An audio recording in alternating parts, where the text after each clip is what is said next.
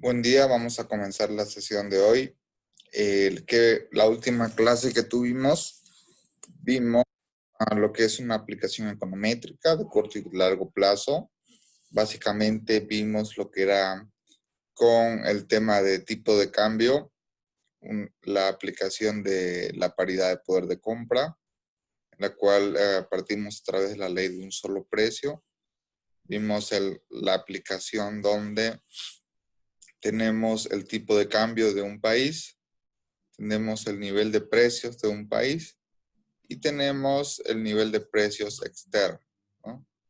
De igual forma, hicimos una definición de lo que es un modelo de corto plazo con variables estacionarias y de igual manera también señalamos lo que es una especificación de largo plazo en la cual las variables están modeladas en sentido no estacionario. Sin embargo, realizando las pruebas de cointegración Engel y Granger y Phillips y Eoliaris, ¿no? Básicamente, sí existe una relación de largo plazo entre las variables que están incluidas en el lado derecho y la variable dependiente. En este sentido, también podemos inferir lo que es un modelo con corrección de error. Entonces aquí vamos a llamar un tercer modelo, que es un modelo con corrección de error. ¿Okay? ¿Qué es lo importante de un modelo con corrección de error? ¿O cómo lo podemos definir? ¿No? Básicamente o principalmente, si existe cointegración,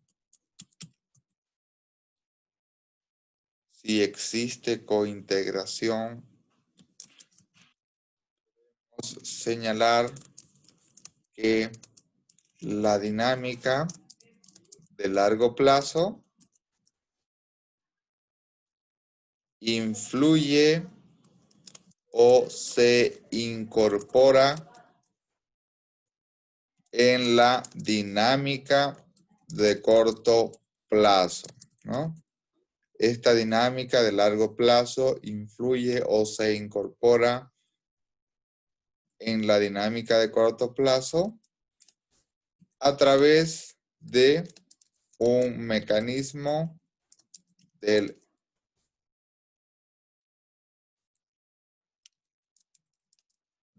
término de perturbación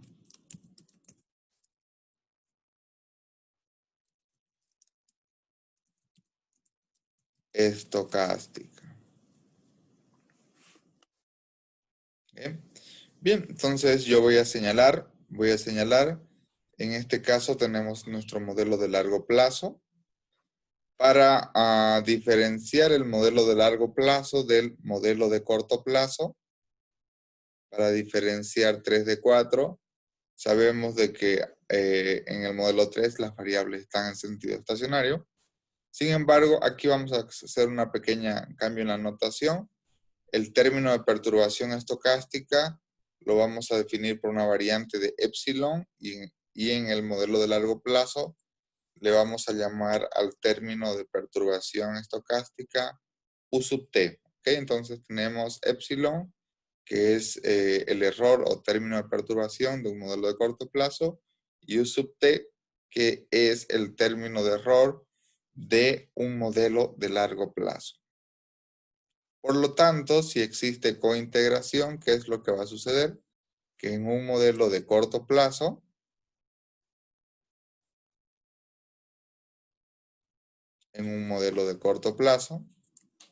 ¿no es cierto? Donde tenemos las variables en sentido estacionario, en primera diferencia, vamos a incluir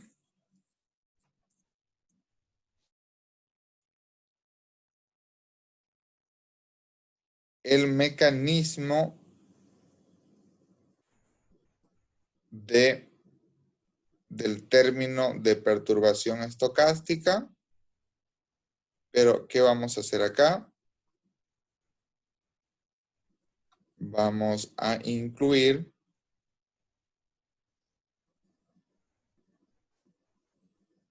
este término de error en un periodo rezagado. Y esto le vamos a llamar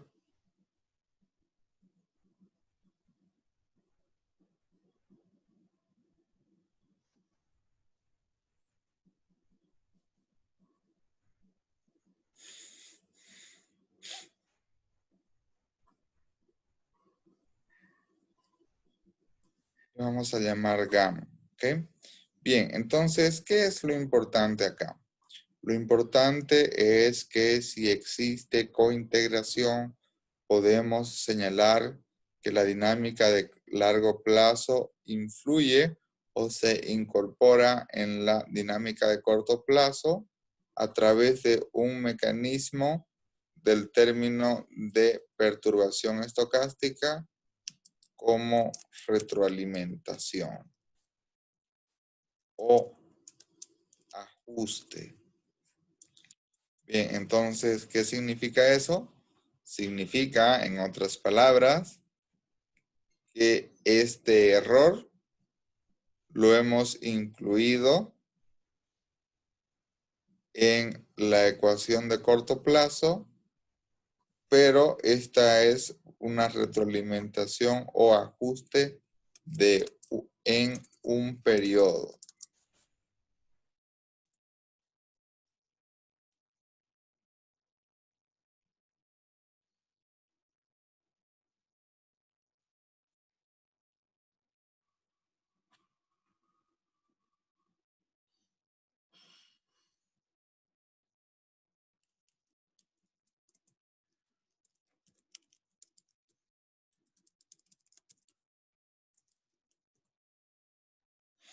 Entonces, básicamente, ¿qué es lo que decimos acá? En otras palabras,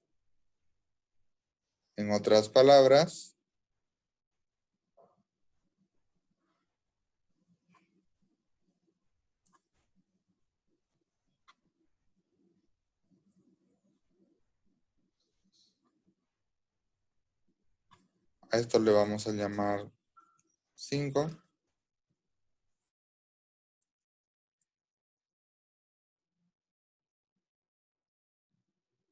En otras palabras,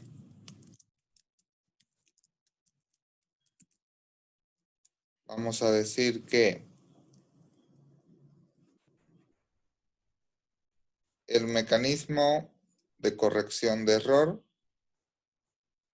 desarrollado por Engel y Granger sirve para conciliar el comportamiento de corto plazo de una variable. En este caso, nuestra variable es el tipo de cambio del Japón, ¿no es cierto?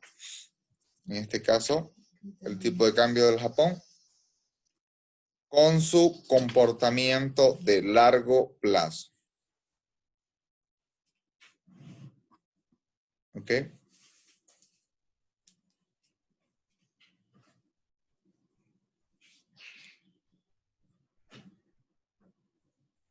Bien, entonces esto es lo que hemos llamado, por lo tanto, en este caso van a ser dos modelos, corto plazo, largo plazo, y si existe relación de largo plazo, tenemos un siguiente modelo que es el tercer modelo con corrección de error.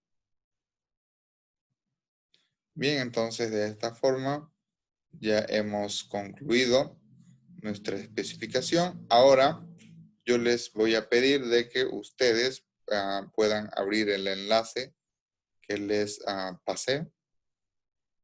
Es el enlace en la cual vamos a realizar nuestra parte práctica.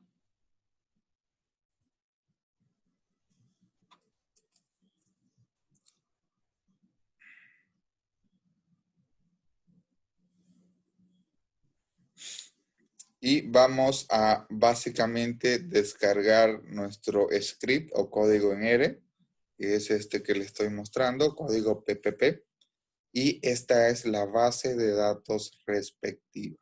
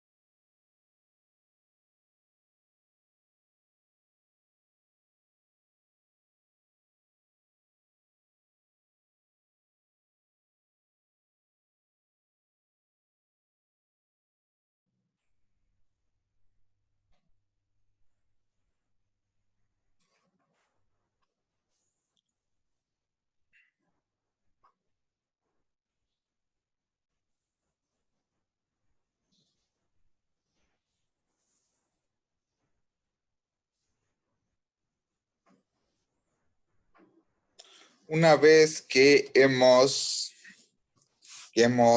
bajado nuestra base de datos y hemos ya descargado nuestro script, les voy a explicar cuál es la metodología para básicamente hacer análisis de cointegración utilizando R, ¿no? Tenemos una primera sección en la cual es importar la base de datos. Generalmente nuestra base de datos está en archivo Excel. Luego tenemos una segunda sección en la cual nosotros lo que hacemos básicamente es instalar paquetería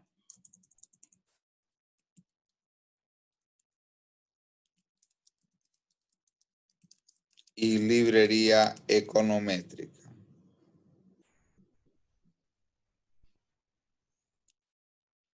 Instalamos paquetería y librería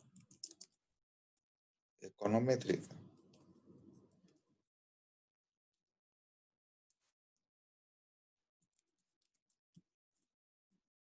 Luego, una vez que instalamos paquetería y librería econométrica, de igual forma debemos, como son variables de series de tiempo, debemos configurar las variables de series de tiempo. Acorde al año en que comienzan las series de tiempo y su frecuencia, ¿no? De igual forma, en esta generación de variables de tiempo, generalmente en economía y finanzas, utilizamos series logarítmicas. Y a las series logarítmicas también podemos calcular lo que son primeras diferencias. Aquí. Okay. Y si realizamos,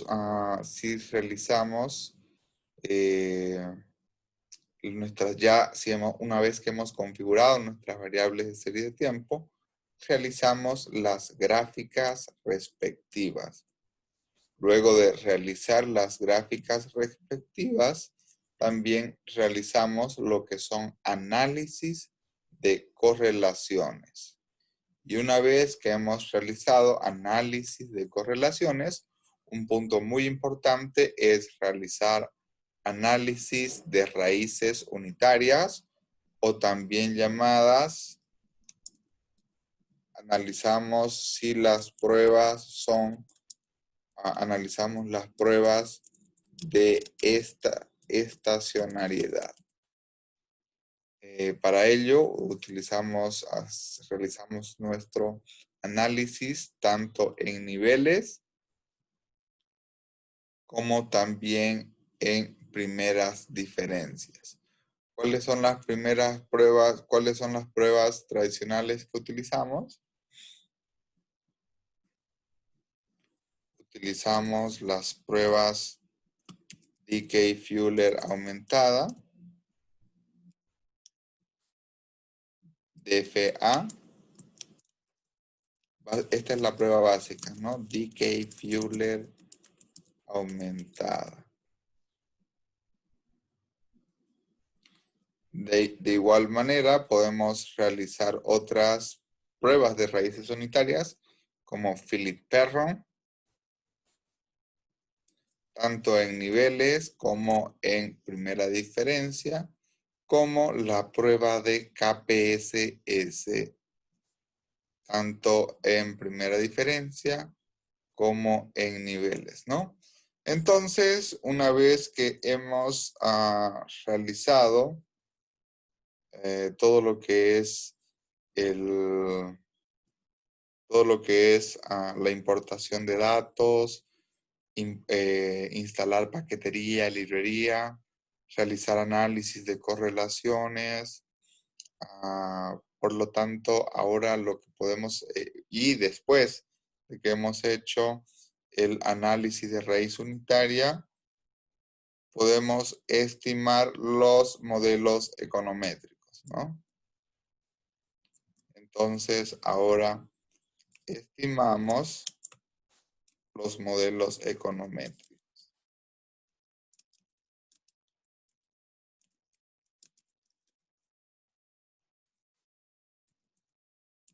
tanto de corto plazo,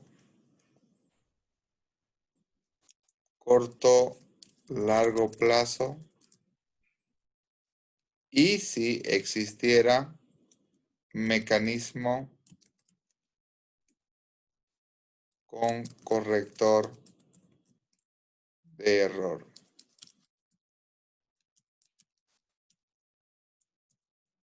¿Okay?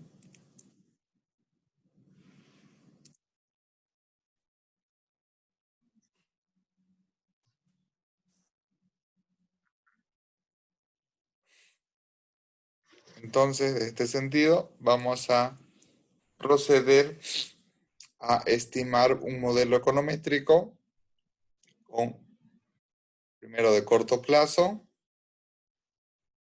Debemos verificar si es que el modelo tiene normalidad en la distribución de los errores. Y una vez que hemos verificado de que exista normalidad, estimamos nuestro modelo de largo plazo y verificamos cointegración. Hay varios tipos de cointegración. Uno de ellos, por ejemplo, los más básicos que vamos a utilizar es la cointegración. Es la cointegración de Engel y Granger. Aquí vamos a cointegración de Engel y Granger. Otro mecanismo para verificar cointegración es la prueba de Phillips-Auliaris. Y bueno, tenemos también el último modelo, que es el modelo con corrector de error. Hay otros mecanismos de cointegración, por ejemplo, el completamente modificado, mínimos cuadrados ordinarios, el modelo mínimos cuadrados dinámicos, el modelo de cointegración integrado Y una vez que hemos estimado todos los tipos alternativos de cointegración, inclusive podemos, ya la última fase sería presentación de los modelos econométricos que llamemos A corto plazo,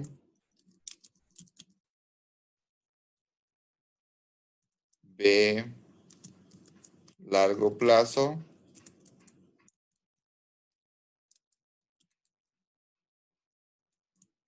C mecanismo de con corrector de error. Esto en inglés se llama SM, Error Correction Model. Largo plazo, ustedes saben que es lo mismo que cointegración, ¿no? Para la presentación de modelos econométricos en tablas elegantes,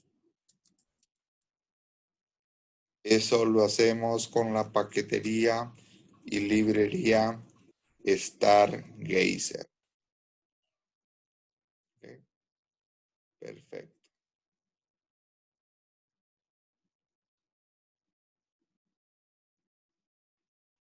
Con la paquetería y librería Stargazer. Bien, entonces de esta forma, este es el código econométrico. Este es nuestro código econométrico para realizar análisis de cointegración.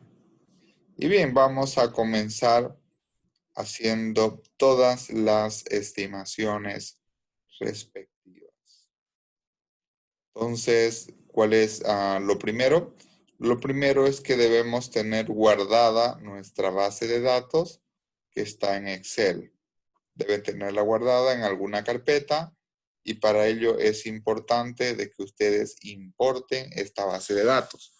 Recuerden que si no podemos importar, por lo tanto, el lenguaje de programación no va a poder leer la base de datos y si no podemos importar base de datos, no podemos hacer ningún análisis.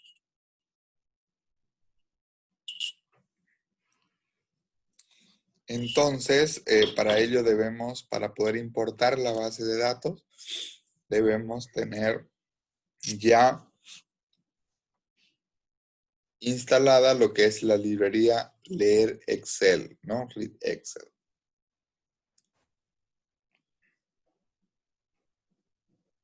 Entonces, una vez que importamos, en este caso yo he importado la base de datos con el nombre de data. Ustedes pueden ponerle otro nombre. Mi base de datos se va a llamar data. Le doy la instrucción al lenguaje de programación que me lea el formato Excel, porque mi base de datos está en Excel. Y incorporo la ubicación donde está mi base de datos. La base de datos se llama coinppp.excel. Este es el nombre de la base de datos que está guardada en alguna carpeta en particular. Para ello, yo puedo seleccionar, por ejemplo, con import dataset y me voy desde Excel y básicamente ubico dónde está la carpeta en particular. ¿Ok? Entonces, esta es una manera. De igual forma, adjuntamos al lenguaje de programación lo que es la base de datos llamada data. Si queremos visualizar cuáles son los nombres de las variables, eso lo hacemos con la opción names. Y si quiero visualizar la data, si está correctamente incorporada, simplemente escribo data y seleccionando en la línea doy la ejecución de run. Me aparece cuál es la base de datos que está incorporada en el lenguaje de programación. Una vez que hemos hecho eso, lo que vamos a hacer de forma seguida es instalar todas las paqueterías y librerías de series de tiempo. Voy a seleccionar de forma conjunta todas las paqueterías y librerías y voy a dar ejecutar. Pero para ello yo les voy a mencionar que la paquetería de series nos permite hacer análisis de regresiones para series de tiempo. La paquetería Performance Analytics lo que nos permite es brindarnos algunas herramientas econométricas para el análisis de riesgo y rendimiento. También nos permite hacer algunos análisis de correlaciones que les voy a mostrar. Los cuales son importantes, lo que son más importantes para nosotros en este caso son tres paqueterías. Uno, lo que es la paquetería URCA, que nos permite realizar análisis de raíz unitaria y cointegración. La paquetería ATSA, que es una paquetería alternativa también para el análisis de series de tiempo. Y la paquetería CoinRec, que nos permite también hacer análisis de cointegración.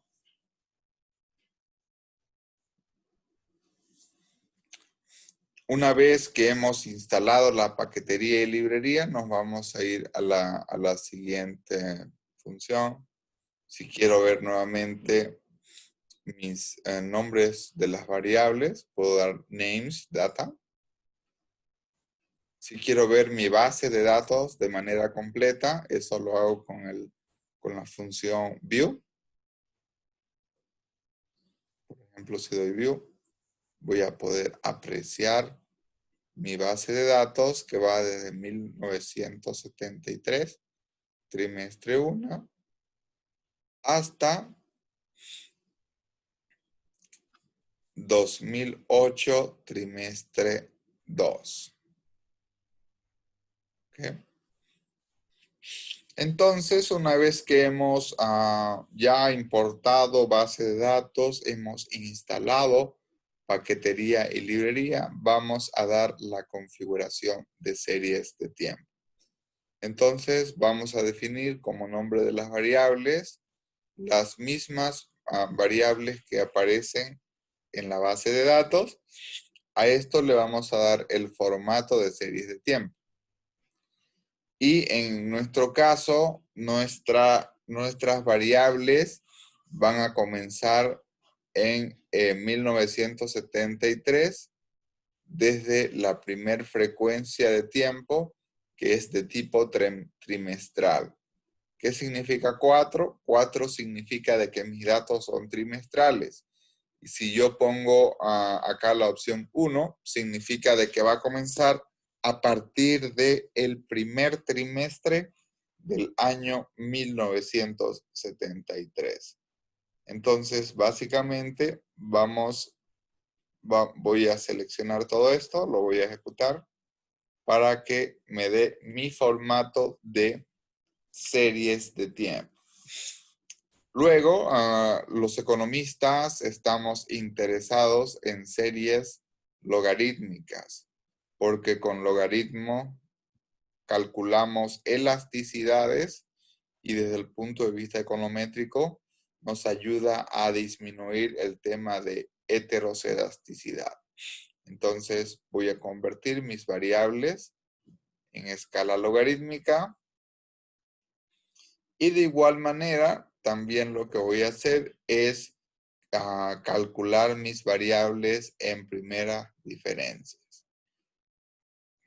De forma estadística, la primera diferencia de una variable logarítmica equivale a cambio o variación porcentual.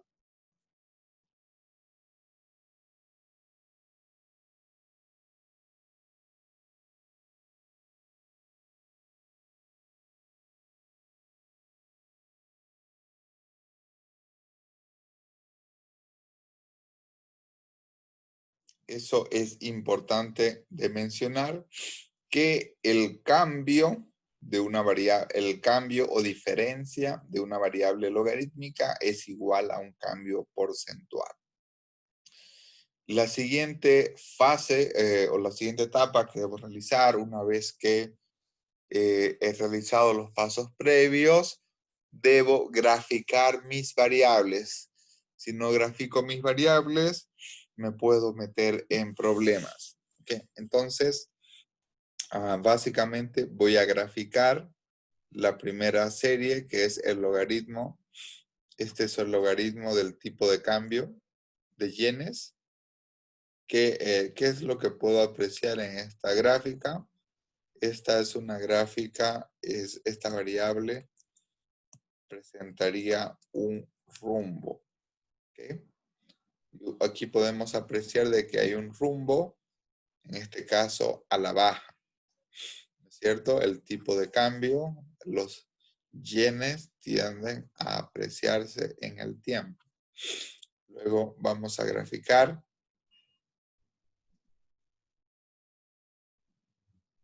los precios del Japón. En este caso, aquí vemos, si tomo la muestra completa, podríamos apreciar de que hay un rumbo al alza.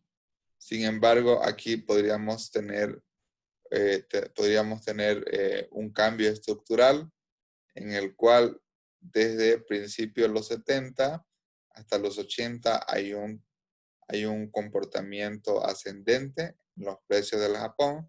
Sin embargo, después del 80 hacia adelante ya hay un comportamiento que es más estable en términos de precios, que de hecho podría tener inclusive un ligero comportamiento a la baja, ¿no?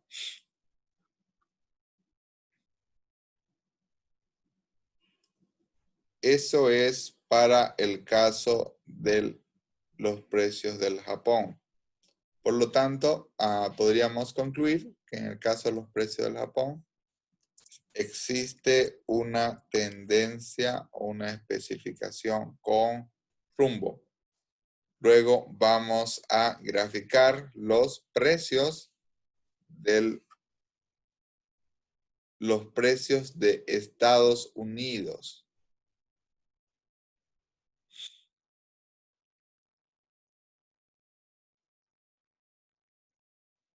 De igual manera que podemos apreciar los precios de Estados Unidos. Aquí también podemos identificar que hay un rumbo al alza. Podría ser una tendencia determinística, lineal, porque no hay muchos choques, aunque sí vemos de que hay cierta fluctuación, la cual, insisto, no es muy marcada, pero de todas maneras los precios de Estados Unidos sí tienen un rumbo. En este caso es un rumbo al alza. Por lo tanto, sí identificamos las pruebas de especificación que para raíces unitarias en los tres casos, en el tipo de cambio, en los precios del Japón, como en los precios de Estados Unidos, tendríamos una caminata aleatoria o un rumbo, ¿no? El siguiente paso, una vez que hemos ya graficado, lo siguiente que vamos a hacer es realizar un análisis de correlación. Entonces, básicamente vamos a construir una muestra donde esta muestra sea la intersección de tres variables, la intersección del tipo de cambio de Japón, la intersección de los precios del Japón y la intersección de los precios de Estados Unidos. Entonces, verificamos que tengamos nuestra muestra en nuestra base de datos para poder realizar un análisis conjunto de lo que es correlación y de lo que es diagrama de dispersión. Esta muestra que está en series de tiempo, la voy a convertir en una muestra de tipo data frame, la cual básicamente lo que voy a hacer es quitarle ese formato de serie de tiempo para poder graficar a través de un gráfico de correlación de las variables 1, 2 y 3. ¿Cuáles son estas variables 1 a 3? Es el tipo de cambio del Japón, son los precios del Japón y son los precios de Estados Unidos. Entonces, básicamente, dando ejecución a esto de acá, ¿qué es lo que vamos a tener?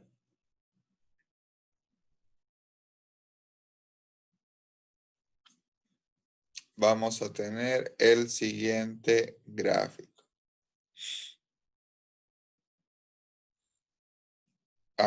¿Cuál es la correlación que existe entre el tipo de cambio de Japón y los precios del Japón? Es una correlación negativa.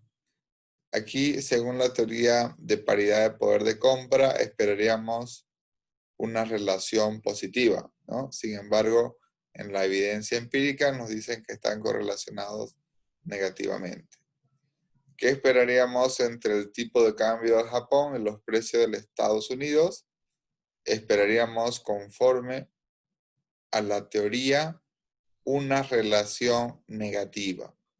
Entonces, en la medida que suban los precios de Estados Unidos, los precios, en este caso que nos reflejaría precios internacionales, por cada 1% en los precios de Estados Unidos, esto se correlaciona o se asocia negativamente con el tipo de cambio del yen, con una apreciación de 0.84%, ¿no? De forma estadísticamente significativa. Y finalmente vemos que existe una asociación positiva y estadísticamente significativa entre lo que son los precios del Japón y los precios de Estados Unidos, ¿no? Entonces, cuando se refleja una correlación negativa, se refleja una asociación negativa cuando los diagramas de distribución de las variables son opuestos. En la medida que las distribuciones en las frecuencias sean lo más parecido posible, eso nos va a reflejar una correlación positiva, ¿no?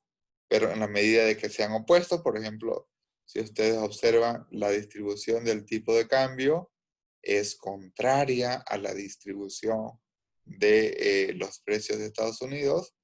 Por lo tanto, al ser contrarias estas distribuciones, esto implica de que la asociación es negativa. Esto también lo podemos apreciar en los diagramas de dispersión. Aquí tenemos un diagrama de dispersión que nos mostraría una relación negativa entre estas variables, entre el tipo de cambio y los precios del Japón. Aunque esta es una, digamos, de que es una relación negativa débil. Si nos vemos con con el segundo diagrama de dispersión, ya aquí vemos claramente que existe una asociación más fuerte que es de tipo inversa entre la variable tipo de cambio del Japón y los precios de Estados Unidos. Y finalmente tenemos una asociación positiva entre estas dos variables, precio del Japón y precio de los Estados Unidos, toda vez de que en el diagrama de dispersión aquí podríamos evidenciar una relación positiva entre las variables, ¿no? Entonces, esto es para efectos de análisis de correlación y diagrama de dispersión en nuestras variables de análisis.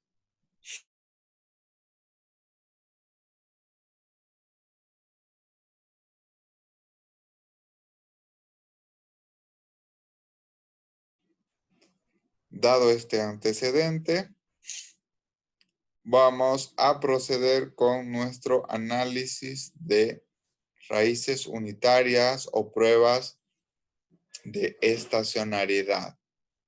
Bien, ¿qué es lo primero que debemos analizar? Lo primero que debemos analizar es la serie en niveles a través de Dickey-Fuller aumentada. ¿Y cuál es la hipótesis que se plantea? La hipótesis que se plantea, la hipótesis nula, es la serie tipo de cambio del Japón, LXGA, que esto es el tipo de cambio del Japón en términos logarítmicos, no es estacionaria en niveles, ¿no? Es decir, tal cual está la variable. Dicho de otra forma, presenta raíz unitaria. ¿Cuál es la hipótesis alternativa? La hipótesis alternativa, la serie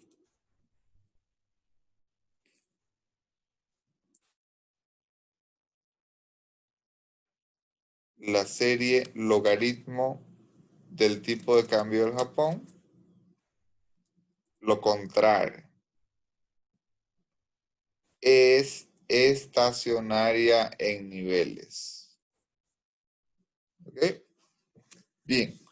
Y aquí, ¿qué es lo que hacemos? En primer lugar, debemos dar un nombre a nuestro análisis de raíz unitaria. Le hemos llamado URC, en inglés es raíz unitaria para la variable tipo de cambio del Japón en escala logarítmica. ¿Cuál es la función que utilizamos? La función que utilizamos es UR de raíz unitaria y punto DF de Dickey-Fuller. ¿Ok? Entonces, dentro de los argumentos que debemos elegir, el primer argumento es el nombre de la variable. El segundo argumento es cuál es el tipo de especificación de la serie de tiempo.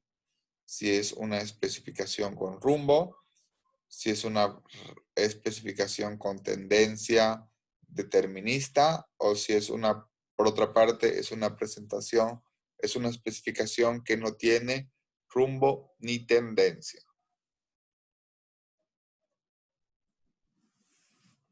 En este caso, debemos, como es una versión aumentada de Dickey-Fuller, debemos seleccionar la cantidad máxima de términos autorregresivos que vamos a tener en el componente aumentado y debemos seleccionar el criterio de información que nos permite elegir cuántos rezagos se van a incluir. En este caso, por default, vamos a poner 12 rezagos y el criterio de información acá. Si queremos ver cuáles son los argumentos para esta prueba de Dickey-Fuller aumentada, podemos poner help. Y entre comillas podemos poner la función que vamos a utilizar.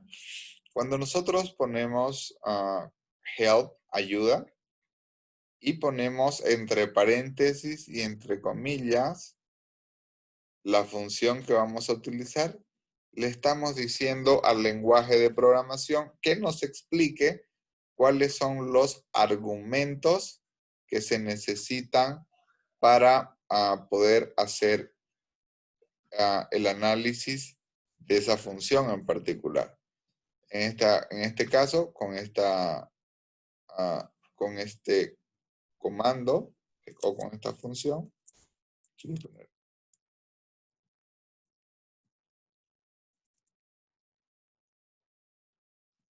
nos ayuda a conocer los argumentos de la función a utilizar. Entonces, ¿cuáles son los argumentos? Básicamente, para un análisis de raíz unitaria, Dickey-Fuller aumentada, el primer argumento que necesito es la serie de tiempo.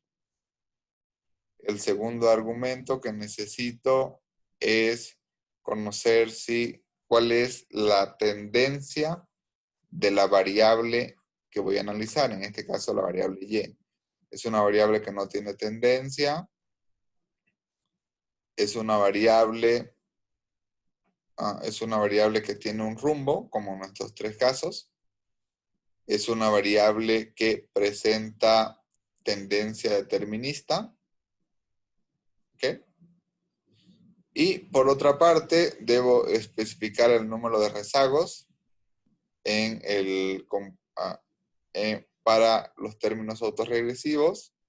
Ponemos un número alto para que sean seleccionados según un criterio de información. Puede ser fijo, Akaik o Schwarz, ¿no? Entonces, en este caso hemos seleccionado Akaik. Bien, entonces una vez que hemos hecho esto, voy a seleccionar el cursor en una línea y voy a ejecutar.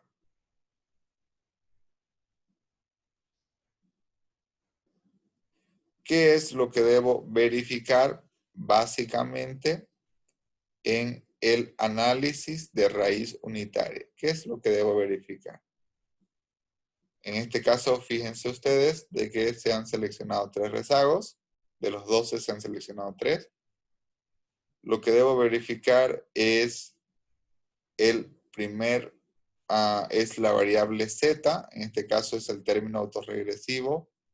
Y debo verificar si esto es significativo al 5 o al 1% de significancia estadística. En este caso no es significativo al 5%, sí es significativo al 10%. De otra forma, la otra alternativa que puedo verificar es con los estadísticos T. Básicamente voy a verificar si este estadístico en términos absolutos es mayor que los valores críticos. Si yo verifico, por ejemplo, el 1.90 no es mayor que 3.46, no es mayor que 2. Perdón, tenemos el 2.59 es para tau. ¿Ok? Aquí voy a verificar que 2.59 no es mayor que 3.46, no es mayor que 2.88, pero sí es mayor que 2.59, por eso es significativo al 10%. Lo mismo con 1.90, ¿no? Entonces, aquí puedo verificar si estos valores son mayores respectivamente que el 1 y el 5%, o la otra manera es a través del p-value, ¿no? Verificar si esta probabilidad es menor que el 5%. ¿Qué sucede si no es menor? Lo que sucede es que no se rechaza la hipótesis nula. ¿Y cuál es la hipótesis nula? La hipótesis nula es que la serie no es estacionaria o tiene una raíz unitaria. Ahora, ¿qué sucede si yo hago la misma prueba de hipótesis, pero esta vez en primera diferencia? Esto es en niveles. Ahora vamos a hacerlo en primera diferencia. No en niveles, sino en primera diferencia.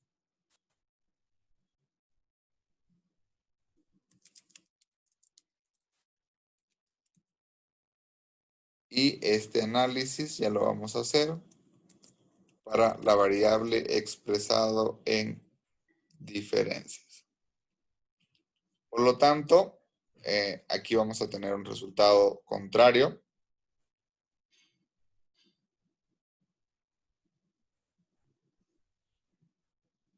tenemos nuestra variable expresada ahora en primera diferencia. ¿Y qué es lo que verificamos? Lo que verificamos es este coeficiente y vamos a verificar que es estadísticamente significativo. ¿Ok? Entonces, vemos de que tiene los 3 asteriscos. De otra manera, vemos que el valor de 490 es mayor que el 2.58 al 1%, y vemos de que el 490 es mayor que el valor del 5%. Por lo tanto, si el valor estadístico es mayor que los valores críticos, rechazamos la hipótesis nula. ¿Y qué es lo que nos plantea la hipótesis nula? La hipótesis nula nos plantea que la serie no es estacionaria, o dicho de otra manera, que la serie presenta raíz unitaria. ¿Okay? Entonces, por lo tanto, una vez que tenemos esta conclusión, llegamos, esta es la conclusión, la serie es integrada de orden 1. ¿Qué significa esto? No es estacionaria en niveles, pero sí es estacionaria en primera diferencia. Por lo tanto, para modelarla en el corto plazo, el logaritmo del tipo de cambio del Japón debe expresarse en primera diferencia. Y lo mismo hacemos con los precios de Estados Unidos y lo mismo, perdón, con los precios de Japón, y lo mismo hacemos con los precios de Estados Unidos. Y a ello vamos a llegar a la conclusión de que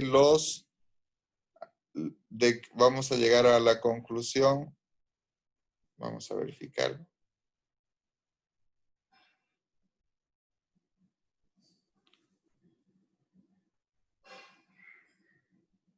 En el caso de los precios del Japón,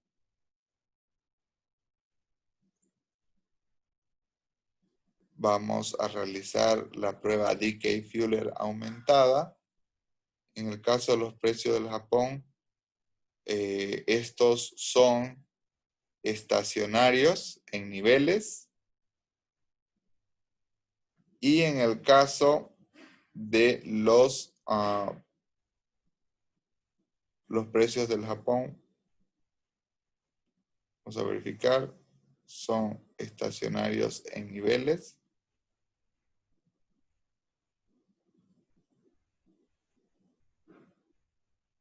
Aquí vamos a poner, son integrados de orden 0. Y en el caso de los precios de Estados Unidos,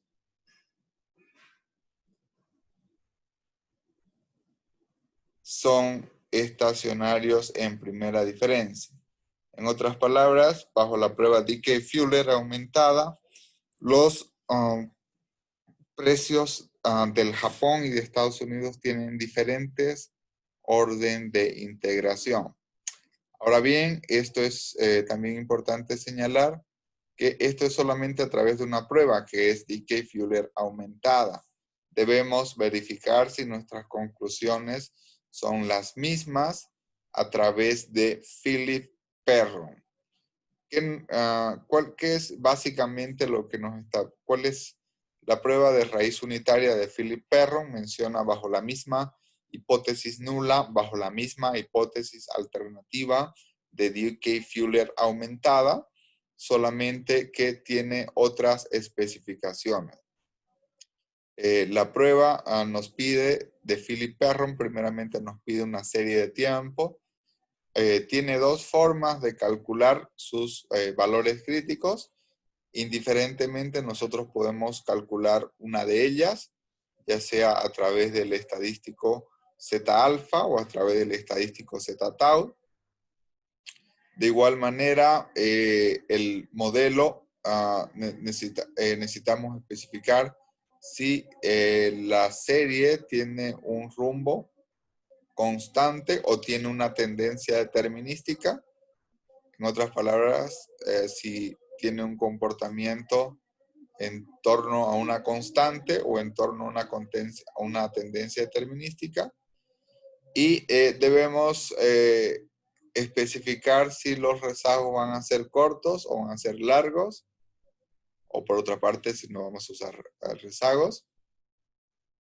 Y básicamente lo que hacemos en nuestro caso es analizar uno a uno, ¿no? Con cada una de las series de tiempo vamos a seleccionar el mecanismo de valores críticos con Z-tau y vamos a asumir de que las series tienen un rumbo y los rezagos son largos.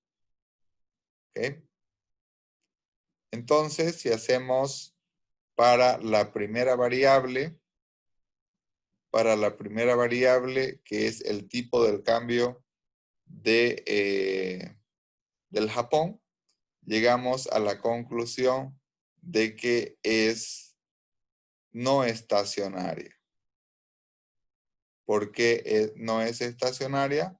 Básicamente porque su estadístico, el valor estadístico es menor que el valor crítico al 1, 5 y 10% de significancia estadística. Y cuando este valor estadístico es menor que los valores críticos, no rechazamos la hipótesis nula. Y acuérdense cuál es la hipótesis nula. La hipótesis nula es la serie no es estacionaria, ¿no? O básicamente presenta una raíz unitaria contra la hipótesis alternativa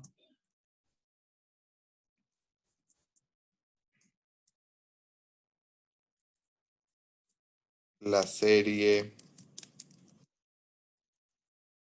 es estacionaria. Entonces, en este primer caso hemos concluido de que la serie no es estacionaria en niveles. Este 0 significa niveles. Procedemos lo propio para la serie de tiempo de los precios del Japón.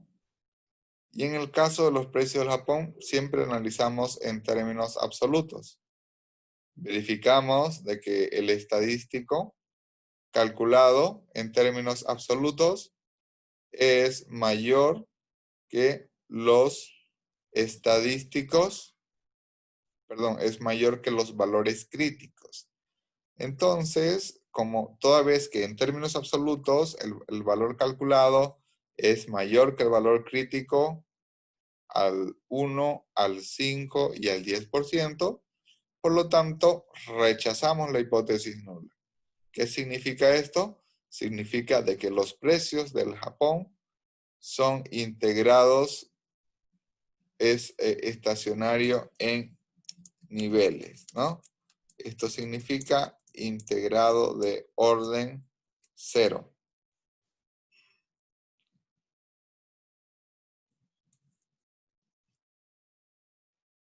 Acá vamos a poner, no es estacionaria en nivel.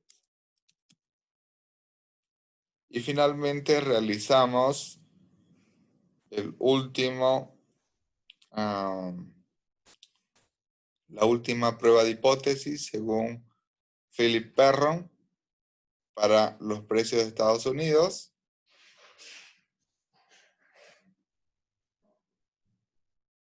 ¿Y a qué conclusión vamos a llegar? El valor estadístico, 2.95, no es mayor que el valor crítico en términos absolutos, al 1%, es es mayor que el valor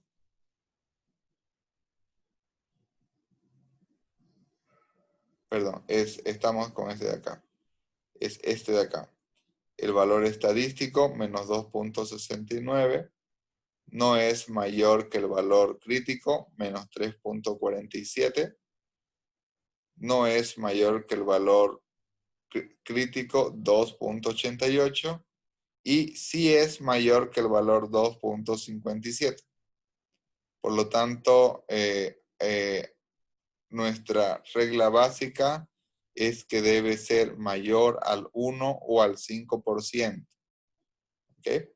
Entonces, como esto se da, concluimos de que la serie no es estacionaria en niveles. ¿Ok?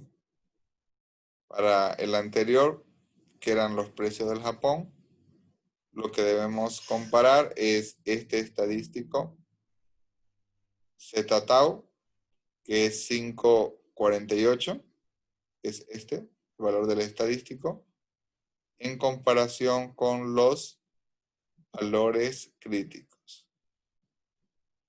Entonces, este valor sí es mayor. En este caso, sí rechazamos la hipótesis. Por lo tanto, aquí estamos bajo la situación que el tipo de cambio del Japón no es estacionario, los precios del Japón sí es estacionario y los precios de Estados Unidos no son estacionarios en niveles, ¿no? Por lo tanto, tenemos que realizar la prueba en primera diferencia para el tipo de cambio del Japón.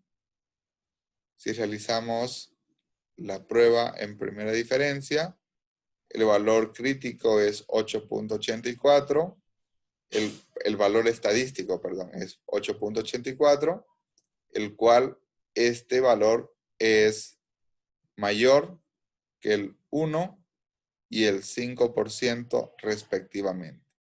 ¿Qué significa esto? Significa de que ahora sí la variable es estacionaria en primera diferencia. Si analizamos para los precios de Estados Unidos, ¿qué conclusión vamos a llegar? Nuestro valor estadístico en términos absolutos es mayor que los valores críticos al 1, al 5 y al 10%. Por lo tanto, vamos a concluir de que las variables son estacionarias en primera diferencia. Luego existe una tercera prueba de raíz unitaria, que es la prueba KPSS. ¿Qué es lo importante de esta prueba?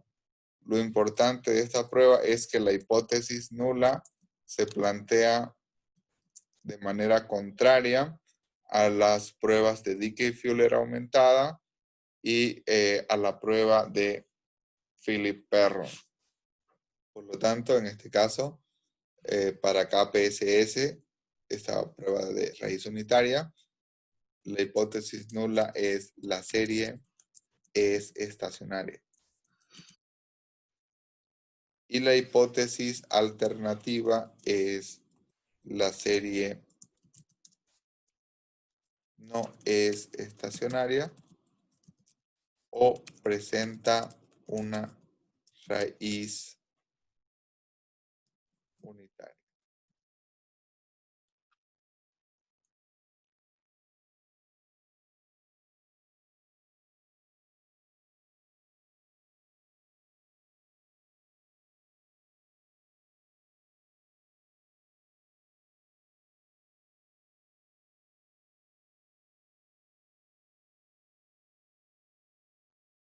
Si ustedes quieren verificar cuáles son los argumentos en esta prueba KPSS, recuerden, deben seleccionar Help, paréntesis, comillas, UR de análisis de raíz unitaria, KPSS. ¿Okay? Y les va a mostrar cuáles son los argumentos. En estos argumentos, primero ustedes les pide conocer una variable de serie de tiempo. Pueden elegir dos tipos de pruebas alternativos, mu o tau, cualquiera de las dos. Los rezagos, cortos o largos, o también otro que se llama nil. Y finalmente pueden usar también un número de rezagos específicos, o por default null, ¿no? En este caso, nosotros hemos escogido para cada una de las pruebas KPSS, vamos a definir cada una de las series de tiempo que vamos a utilizar, la prueba de especificación tau y una especificación de rezagos en términos autorregresivos largo. ¿Y cuál es el resultado? Ahora el resultado es el siguiente. Fíjense ustedes de que la prueba, la hipótesis nula es la serie es estacionaria. Perdón, la serie no es estacionaria. 0.18 es mayor que 0.11, lo cual, como el valor estadístico es mayor que el valor crítico, rechazamos esta hipótesis nula.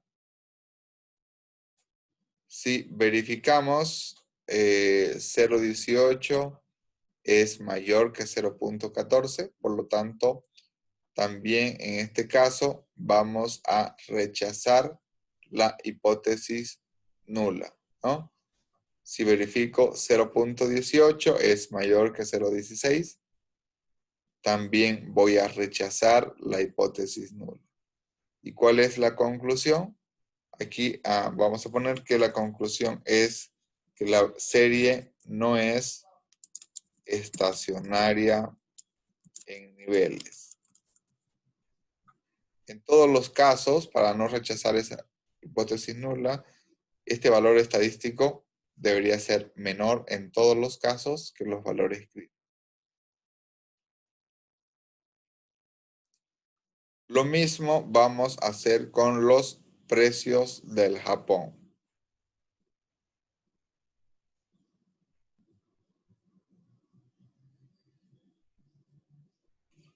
¿Qué sucede con los precios del Japón? Los precios del Japón, el valor estadístico es mayor que el valor crítico al 10%, al 5%, al 2.5% y al 1%, ¿no?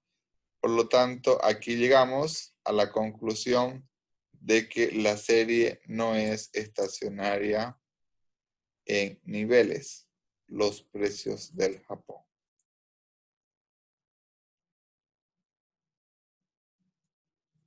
Y finalmente, hacemos la prueba KPSS para los precios de Estados Unidos. ¿Y a qué conclusión llegamos?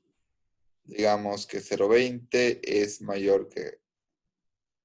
llegamos a la conclusión que el valor estadístico es mayor que el valor crítico al 10%, al 5% y al 2.5%.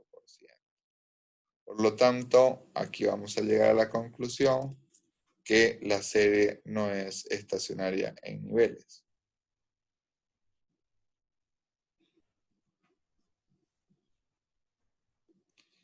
Entonces, una vez que hemos hecho en niveles, debemos hacer en primeras diferencias. Y en este caso vamos a verificar de que no vamos a rechazar la hipótesis nula en todos los casos. Por lo tanto, vamos a llegar a la conclusión de que las series o los tipos de cambio del Japón, precios del Japón y precios de Estados Unidos son integrados de orden 1. Bien, entonces una vez que hemos hecho el análisis de estacionalidad según 3 pruebas y para cada una de las series, debemos llegar a una conclusión de que todas tienen la misma conclusión. En nuestro caso, no todas las series tienen la misma conclusión. La serie que está en duda es la serie de los precios del Japón. Según las pruebas DK-Fuller aumentada y según la prueba Philip-Perron, nos señalan de que esta serie es integrada de orden 0. Sin embargo, la prueba KPSS nos señala de que es integrada de orden 1, es decir, de que es integrada en primera diferencia. Entonces, nosotros lo que vamos a asumir es el máximo orden de integración, que es 1, y por lo tanto vamos a asumir de que todas las variables, tal como están en niveles, no son estacionarias, presentan una raíz unitaria. Por lo tanto, vamos a asumir de que las variables son integradas de orden 1, es decir, que son estacionarias en primera diferencia. Bien, entonces dado eso, vamos a realizar nuestra estimación de corto plazo. En el corto plazo tenemos nuestra variable dependiente, es la variación del tipo de cambio del Japón, explicada por la variación de los precios del Japón y explicada por la variación de precios de Estados Unidos, ¿no? Estas variables, ¿por qué están en variaciones? Porque básicamente son estacionarias en primera diferencia. Para ello voy a calcular una muestra, mi base de datos, le voy a llamar muestra 2, la cual va a ser una intersección de las variables en series de tiempo. ¿Okay? Entonces, esta es mi muestra. Y por lo tanto, voy a hacer mi estimación de corto plazo.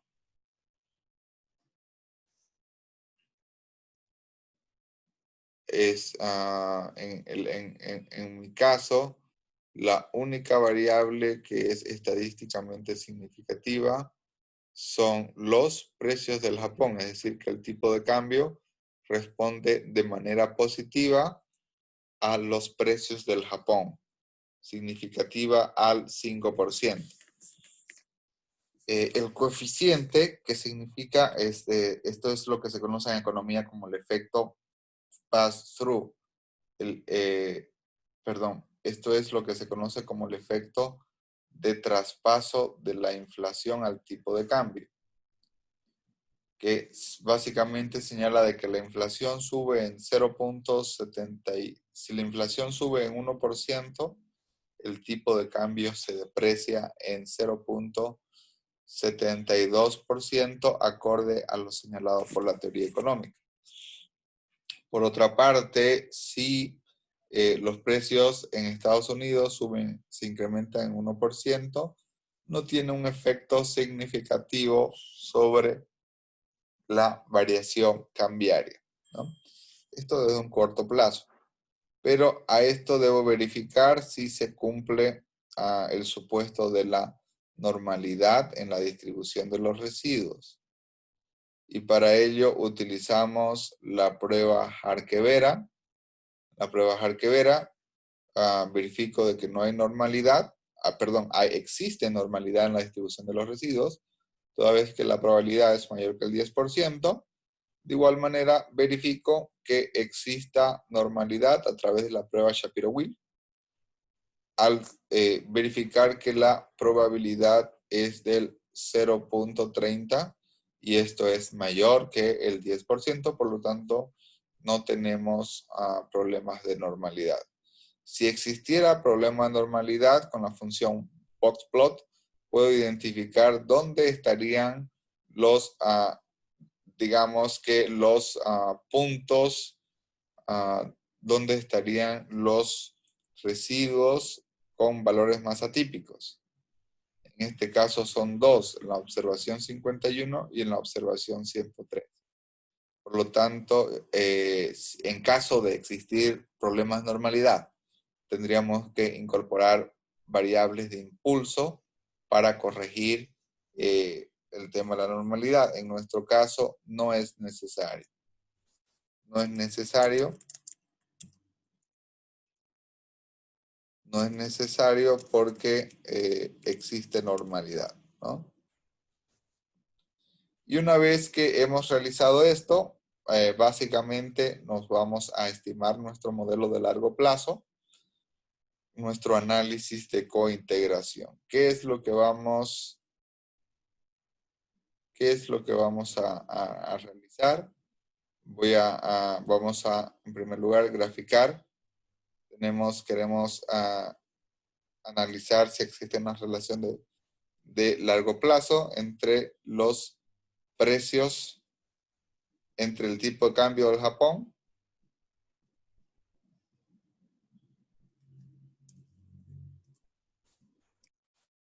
y si existe una relación de largo plazo con lo que son los precios del Japón, ¿ok? Y con lo que son los precios de Estados Unidos. Estas series son no estacionarias, pero queremos ver si en estas series de tiempo hay una tendencia común.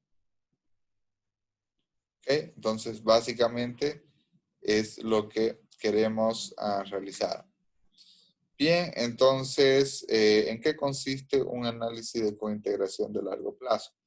En primer lugar, las series deben tener el mismo orden de integración y deben ser no estacionarias.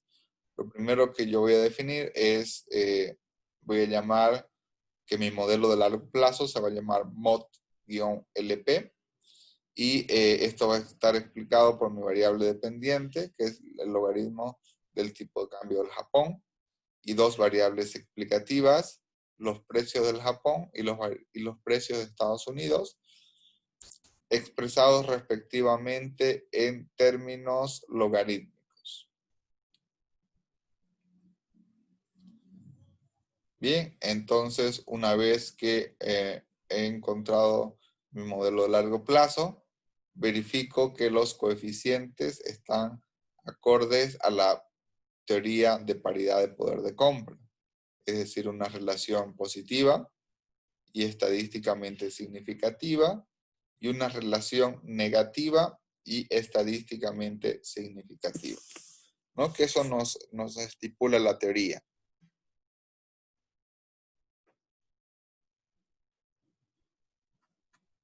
Si verificamos,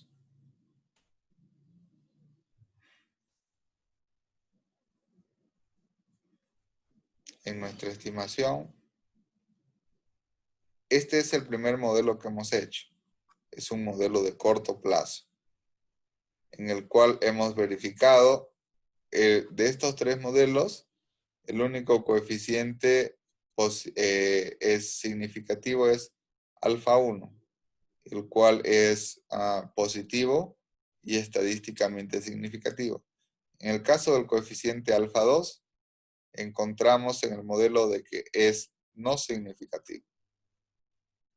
Si nos vamos al modelo de largo plazo, es este de acá, hemos estimado delta 1, el cual es positivo y negativamente es positivo y estadísticamente significativo, y el coeficiente de delta 2, el cual es negativo y estadísticamente significativo, ¿no?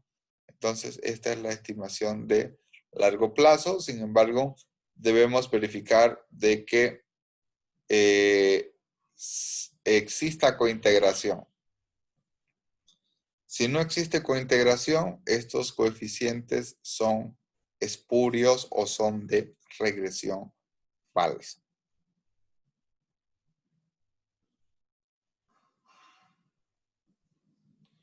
Ok, entonces dado este antecedente, ya hemos encontrado nuestras estimaciones de largo plazo.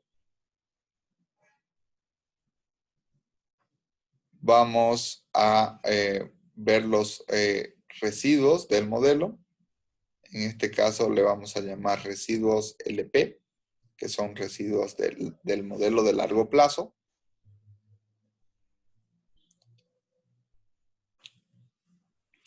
y le vamos a dar la configuración de serie de tiempo a los residuos. Entonces, ¿qué es lo que analizamos en este modelo? Analizamos la normalidad de los residuos.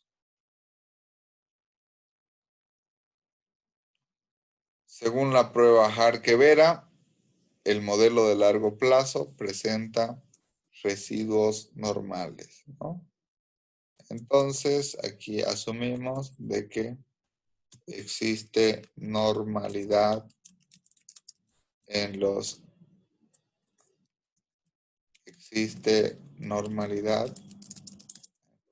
residuos. ¿Ok? Una vez de que hemos realizado el análisis de normalidad, debemos realizar una prueba de Dickey-Fuller aumentada para los residuos. Debemos verificar en primera instancia si los residuos son estacionarios. Y básicamente nuestro análisis de cointegración va a comenzar con un análisis de estacionalidad en los residuos. Desde luego la especificación es que los residuos no tienen ninguna tendencia. Y vamos a poner como cantidad máxima de rezagos igual a 8. Podemos poner 12 también. ¿Ok? Entonces verificamos de que nuestros residuos sean estacionarios. Y lo primero que debe llamarnos la atención es que los residuos no son estacionarios al 1% de significancia estadística. ¿Por qué no son estacionarios? Porque el valor estadístico no es mayor en términos absolutos que el valor crítico. ¿Okay? Entonces, este es un primer indicio de que no existiría cointegración. ¿Cuál es el siguiente punto que debemos analizar?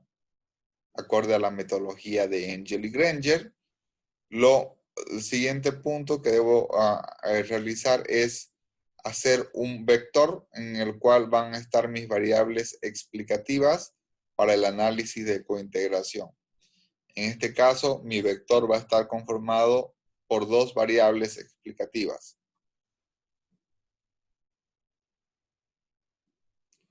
¿Cuáles son esas variables explicativas? Esas variables explicativas son los precios del Japón y los precios de Estados Unidos. En mi modelo de largo plazo, mis variables explicativas de largo plazo son las que están en el lado derecho, que van a ser estas dos. ¿Ok? Por lo tanto, en este caso, formamos nuestro vector de variables explicativas de largo plazo y lo que vamos a hacer es un análisis de cointegración de tipo Engel y Granger, donde mi variable dependiente es el tipo de cambio del Japón. ¿Cuáles son mis variables explicativas de largo plazo? Es un vector conformado por dos variables. Y de igual manera estamos asumiendo de que no tenemos diferencias. Estas variables están expresadas en niveles.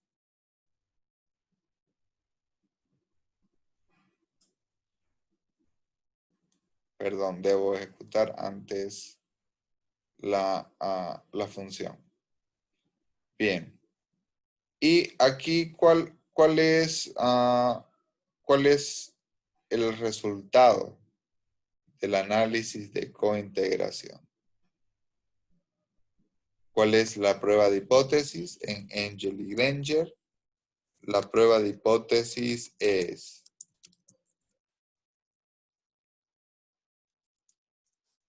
existe relación de largo plazo entre las variables.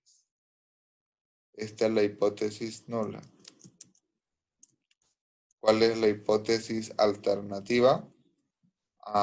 Cuando planteamos esta hipótesis nula de que existe relación de largo plazo entre las variables, en otras palabras, estamos diciendo existe cointegración. Perdón, aquí la hipótesis nula plantea no existe.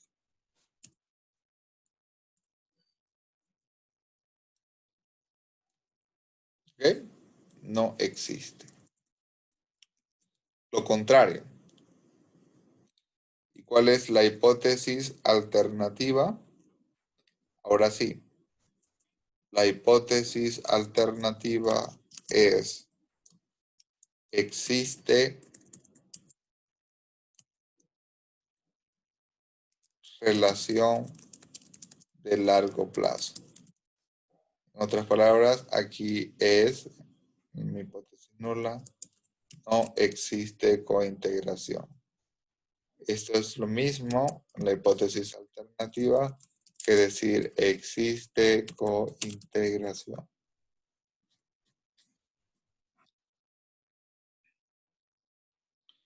Entonces, ¿y cuál es la regla de decisión?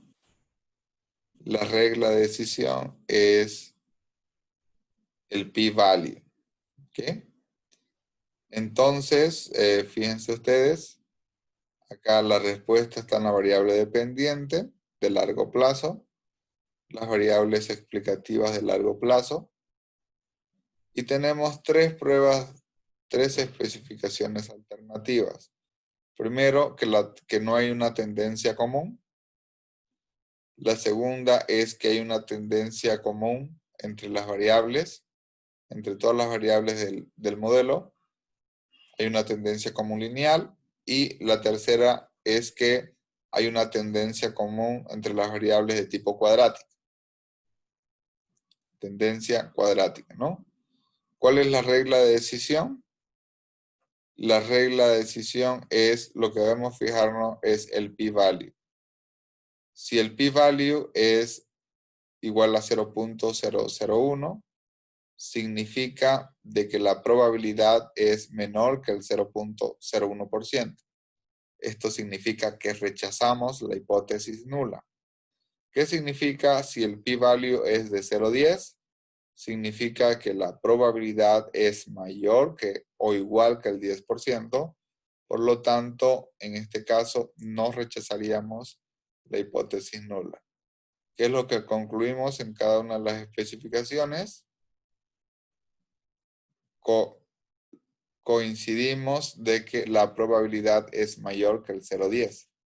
Entonces, ¿a qué nos lleva esa conclusión?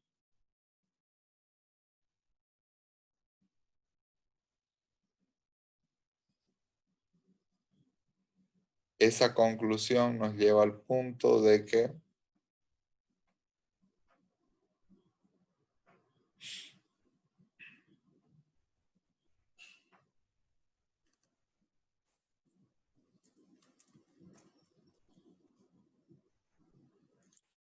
la conclusión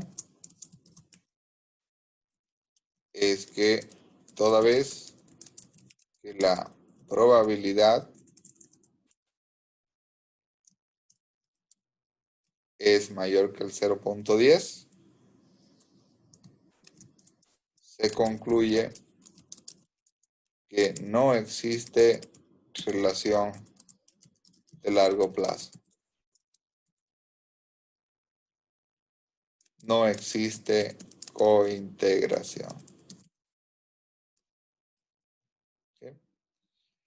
Otra prueba de cointegración alternativa es la prueba Phillips-Auliaris. ¿Qué es lo que hacemos con la prueba de Phillips-Auliaris? Si ustedes quieren ver cuáles son los argumentos de Phillips-Auliaris, ponen help entre paréntesis y entre comillas la función CA, que es de cointegration analysis .po de Phillips-Auliaris. Les va a especificar los argumentos necesarios. En este caso necesitamos, en primer lugar, el nombre de un vector. ¿Qué va a estar en este vector? Van a estar todas las variables de análisis, dependiente e independiente. Luego vamos a necesitar cuál es el tipo de tendencia común que queremos especificar. Si no hay una tendencia común, si hay una tendencia con rumbo o si hay una tendencia común con, valga la redundancia, tendencia determinística. Y debemos especificar si los rezagos que se quieren incluir son cortos o largos. ¿Ok? Y si el tipo de prueba que queremos especificar es de tipo PU o PZ. Por default podemos elegir cualquiera de ellas. No tendríamos ningún inconveniente. ¿Ok? Entonces, lo primero que hacemos en este caso es básicamente definir qué se va a llamar nuestro Z. Podemos ponerle incluso hasta Z. Z va a ser un vector donde vamos a incorporar 3 variables para ver si tienen relación de largo plazo. Tipo de cambio del Japón, precios del Japón y precios de Estados Unidos. ¿Okay? Entonces, este va a ser nuestro vector que queremos analizar. Queremos realizar el análisis de largo plazo. Y luego yo voy a voy a llamar test PO, que es test de cointegración. Lo primero que debo definir es cuál es mi vector. Z. Voy a asumir de que estas 3 variables tienen una tendencia común de tipo constante, con rumbo. Esto deriva, aquí viene la importancia de la gráfica, ¿no? Una especificación de rezagos larga y de tipo PU. Y por lo tanto, tenemos aquí nuestra conclusión. Fíjense, este es el modelo econométrico de largo plazo. ¿Cuál es el valor estadístico? El valor estadístico es 12. 12 es menor que el 10%. 12 es menor que el valor crítico del 5 y del 1% respectivamente. ¿Cuál es la conclusión acá? En este caso, en primer lugar,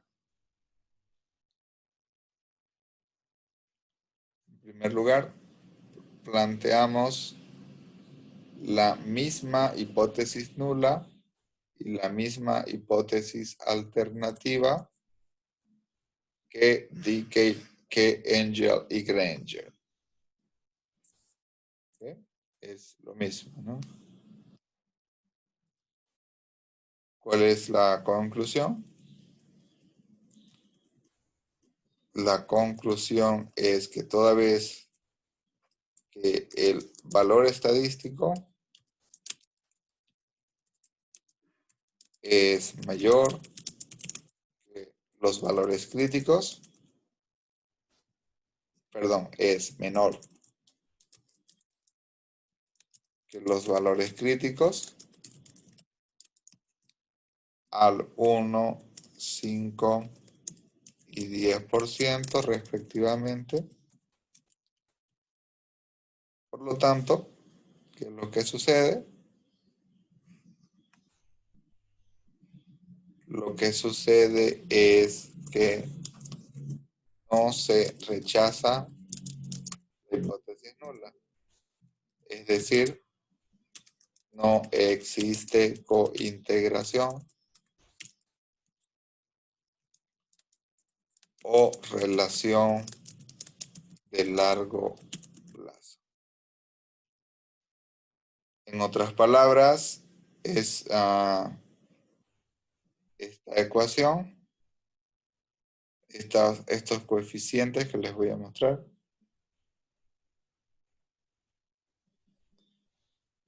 Estos niveles de significancia estadística es la demostración de una regresión espuria o falsa, ¿no? En realidad solo hay un mecanismo de corto plazo.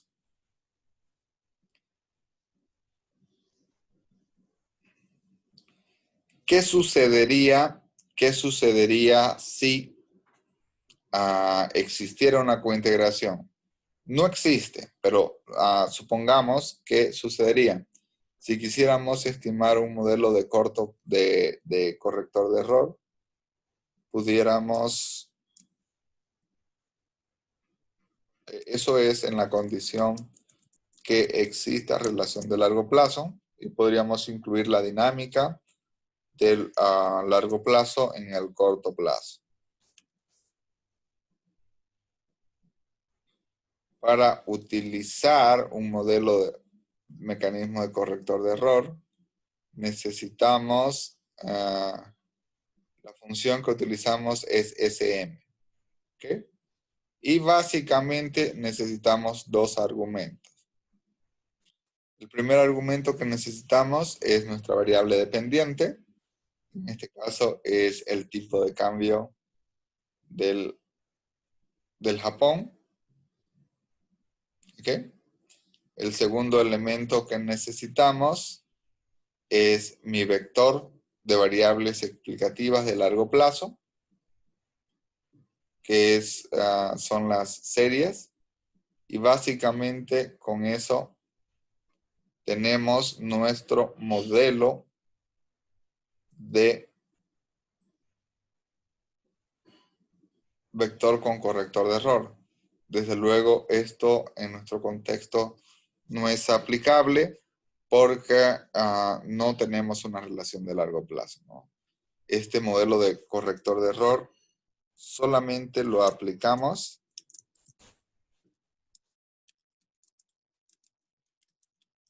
si existe cointegración. Como no existe cointegración, no lo aplicamos. Hay otras estimaciones de cointegración. Esto yo le voy a pedir para la siguiente clase. Vamos a poner como tarea para la siguiente clase que ustedes envíen al correo electrónico rvanegas@uagrm.edu.bo. Aquí vamos a ver como tarea. ¿En qué consisten los siguientes modelos de cointegración?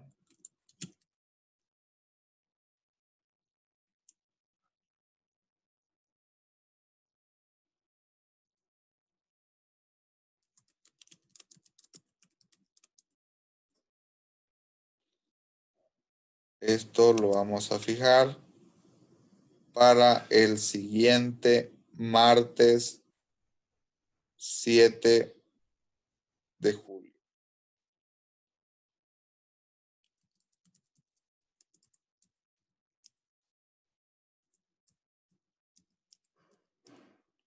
¿En qué consisten los siguientes modelos de cointegración?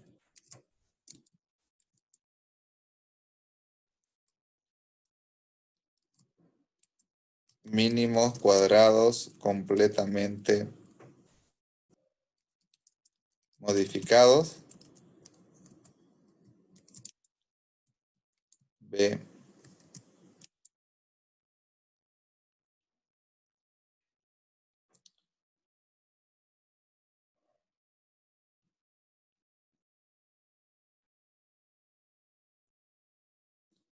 Mínimos cuadrados dinámicos.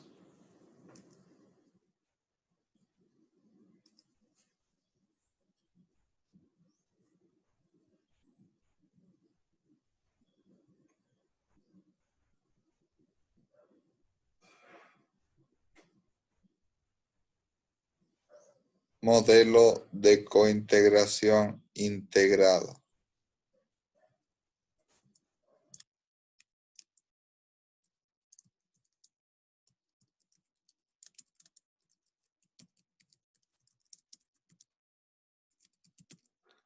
Bien, entonces esta tarea,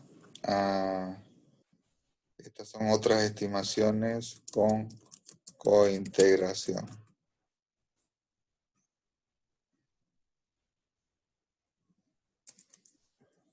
Enviar al correo electrónico, perdón, aquí el correo es rogervanegas@uagrm.do para el día martes 7 de julio.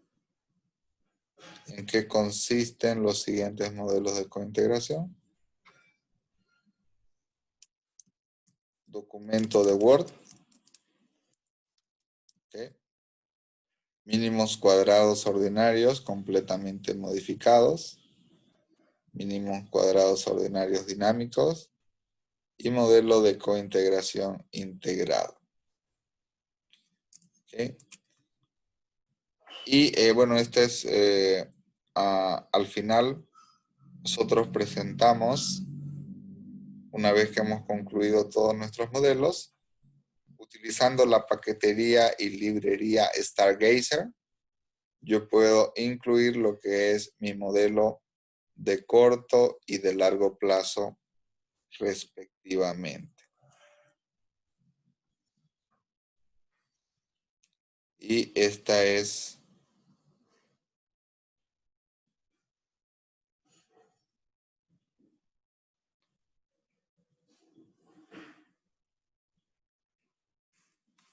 mi estimación.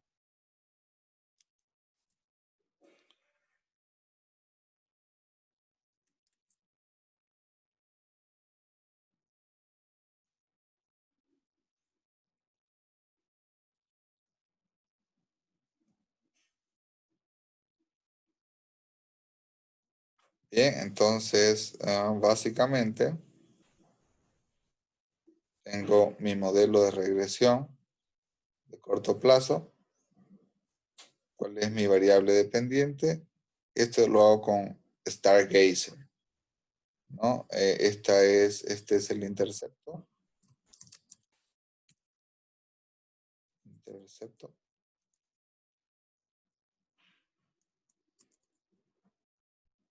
Esta es la variación porcentual, precios de Estados Unidos, la cual no es significativa.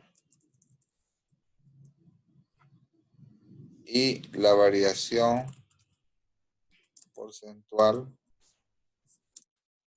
de precios del Japón.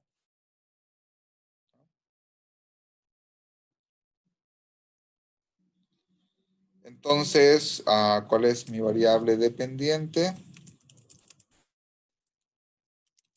Mi variable dependiente es la variación porcentual del yen japonés, el cual responde positiva y significativamente a la variación de precios del Japón. Responde de manera no significativa a los precios de Estados Unidos. Y mi constante es no significativa, ¿no? La prueba Harkevera es 0.25. La prueba Shapiro-Wilk es 0.31. 141 observaciones. El R cuadrado, el R ajustado. Y de igual manera, aquí se señalan cuáles son los valores de significancia estadística. Y fíjense ustedes, tengo mi modelo de regresión de largo plazo,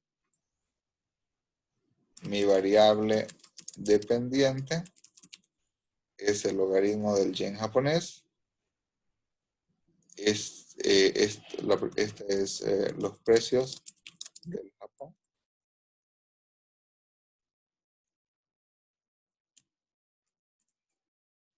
Tengo también los Precios de Estados Unidos.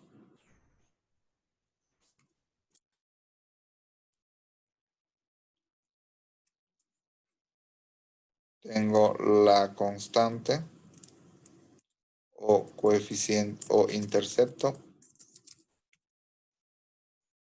Okay. Tiene normalidad con Harque-Vela, con Shapiro-Wilk débilmente no tiene estacionalidad.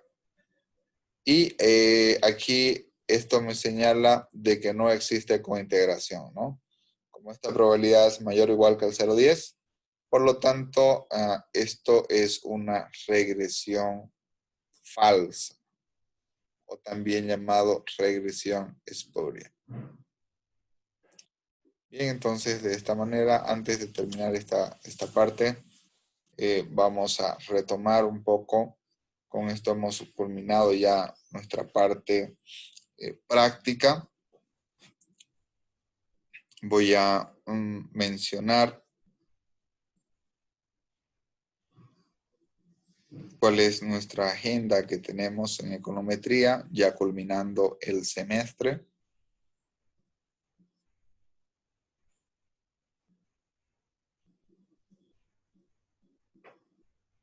Semestre 1 2020.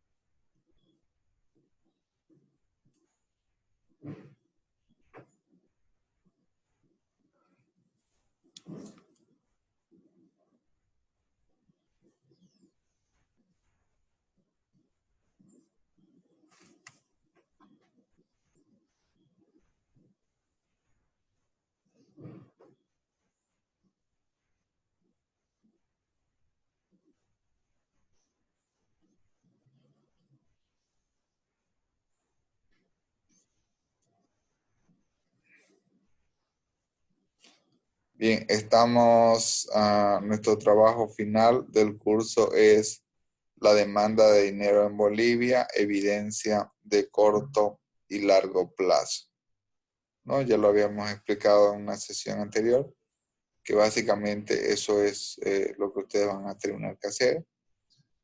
Y básicamente también ya en la primera semana de julio, ustedes van a tener que presentar su primer borrador, que es la introducción, la fundamentación teórica y los datos y el modelo o los modelos a estimar.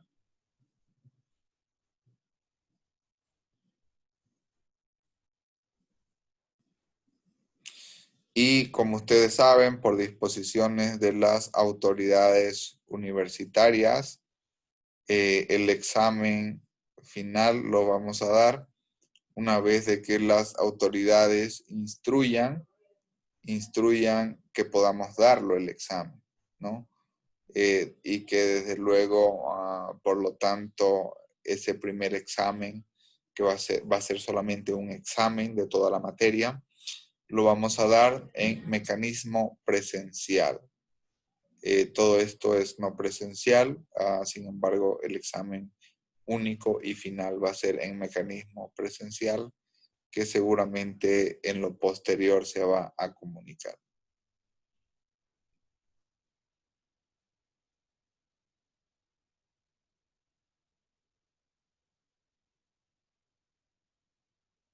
Pero entonces, de esta manera, damos por concluida esta sesión.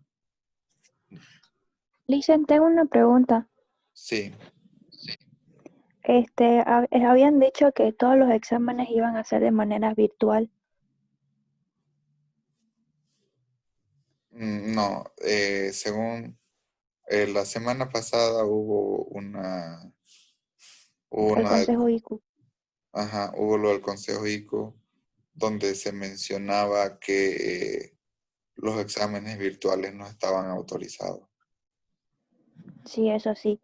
Pero por la situación dijeron que ya depende de la facultad, la fecha, pero lo dijeron que máximo sea hasta en noviembre.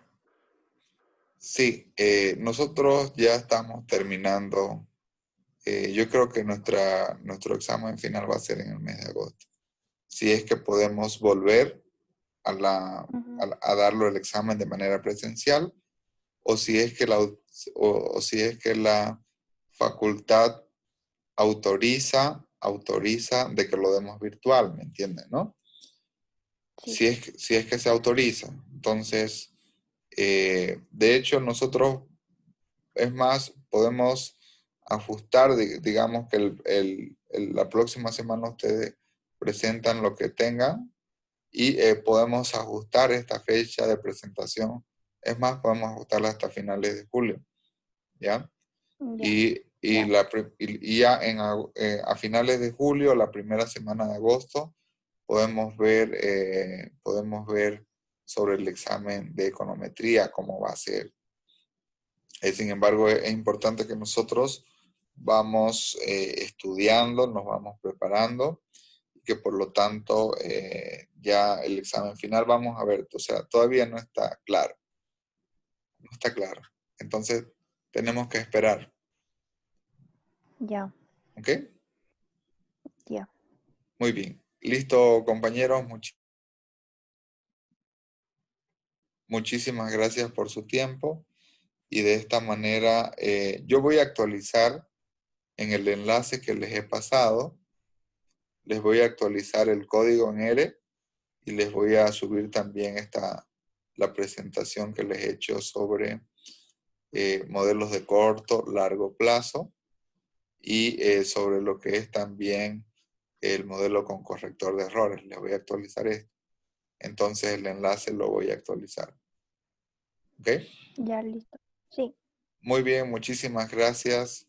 Vamos a subir también el anterior video no lo pudimos subir, algo pasó, pero este video, esta clase va a estar también grabada en nuestro web, en nuestra página web.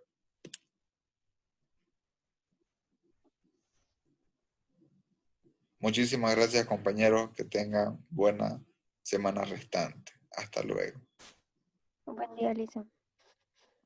Hasta luego, Lisen.